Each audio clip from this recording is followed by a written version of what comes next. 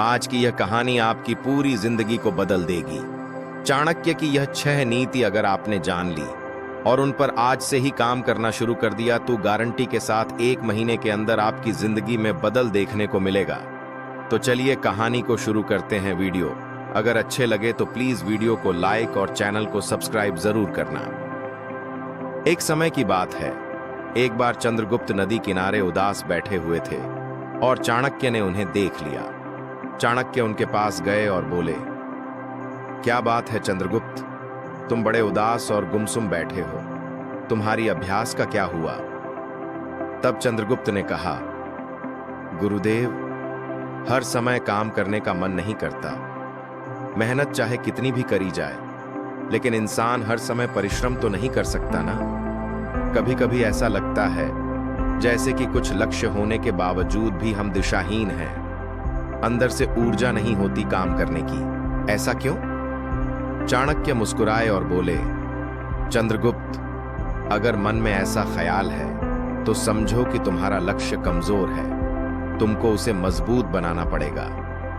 चाणक्य ने कहा, चंद्रगुप्त, कामयाब होना है तो जिंदगी में कभी खाली मत बैठो। तब चंद्रगुप्त ने कहा, गुरुदेव, ये कैसे हो सकता है? कोई इंसान कभी भी खाली न बैठे, ये कैसी बात है? चाणक्य ने कहा, यह सफलता का एक ऐसा गूढ़ रहस्य है जिसका अर्थ अगर हर कोई समझ गया तो उसे कामयाब होने में देरी नहीं लगेगी। तब चंद्रगुप्त ने कहा, कभी भी खाली न बैठने का मतलब क्या होता है? तो गुरुदेव, इसे कैसे पहचाने? चाणक्य ने कहा, चंद्रगुप्त, आज जो बात मैं तुम्हें बताने वाला हूं वो बात तुम्हारी जिंदगी भर काम आएगी। इसलिए इन बातों को तुम ध्यान से सुनो, क्योंकि आज मैं तुम्हें बताऊंगा सफलता के साथ ऐसे सूत्र जो बड़े अनमोल हैं, और जिसे भी जिंदगी में कामयाब होना है उन्हें ये 7 सूत्र हमेशा याद रखनी चाहिए।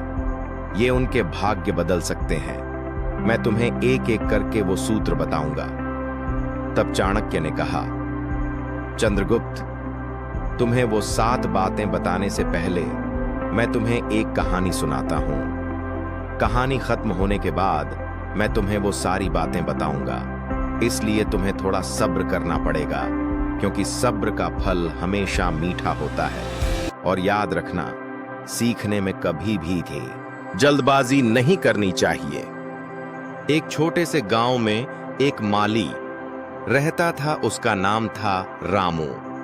रामू का परिवार बड़ा था, पत्नी, 2 बच्चे और बूढ़े माता पिता। लेकिन घर की हालत खराब थी। कर्ज का बोझ इतना बढ़ गया था कि लोग रोज उसके दरवाजे पर दस्तक देते थे, लेकिन आलस उसका सबसे बड़ा दुश्मन था। एक बार बसंत ऋतु आई और रामू ने सोचा, इस साल अच्छी फसल उगाऊंगा, पूरा नहीं कर्ज चुका दूंगा। उसने बीज बोए, थोड़ी सी खुदाई की और फिर सोच लिया कि अब प्रकृति खुद सब संभाल लेगी। वह घर लौट आया और सोफे पर लेट गया। क्या जरूरत है रोज खेत जाने की? बारिश आएगी, सूरज चमकेगा, फसल खुद बढ़ जाएगी, वह खुद से कहता। दिन बीतते गए। पड़ोसी माली रोज अपने खेतों में जाते, सिंचाई करते, खाद डालते, कीड़ों से बचाते। लेकिन रामू, वह गांव की चौपाल पर बैठकर गप्पे मारता, चाय पीता और कहानियां सुनाता। मेहनत से क्या होता है? किस्मत में लिखा होगा तो मिलेगा। 1 महीना गुजरा, 2 महीने गुजरे, खेत में घास उग गई, कीड़े लग गए और फसल के पौधे कमजोर पड़ने लगे। रामू कभी कभार खेत की तरफ नजर डालता, लेकिन सोचता, कल जाऊंगा, आज थकान है। आखिरकार कटाई का समय आया। रामलाल खेत पहुंचा तो दंग रह गया। जहां हरी भरी फसल होनी चाहिए थी, वहां सूखे डंठल और बर्बाद पौधे थे। कुछ अनाज तो मिला, लेकिन इतना कम कि बाजार में बेचने लायक नहीं। कर्ज और बढ़ गया, परिवार भूखा रहा और रामू को पश्चाताप हुआ।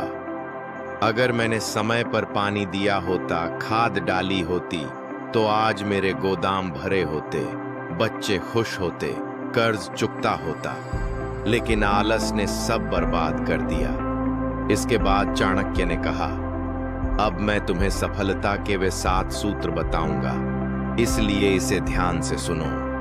अगर तुम्हें जीवन में कामयाब होना है तो इन बातों पर हमेशा विचार करना पड़ेगा। चाणक्य के वह 7 सूत्र क्या थे, यह जानेंगे हम पार्ट 2 मैं पार्ट 2 देखने के लिए हमें ज्यादा से ज्यादा कमेंट करें। पार्ट 2 कल आएगा।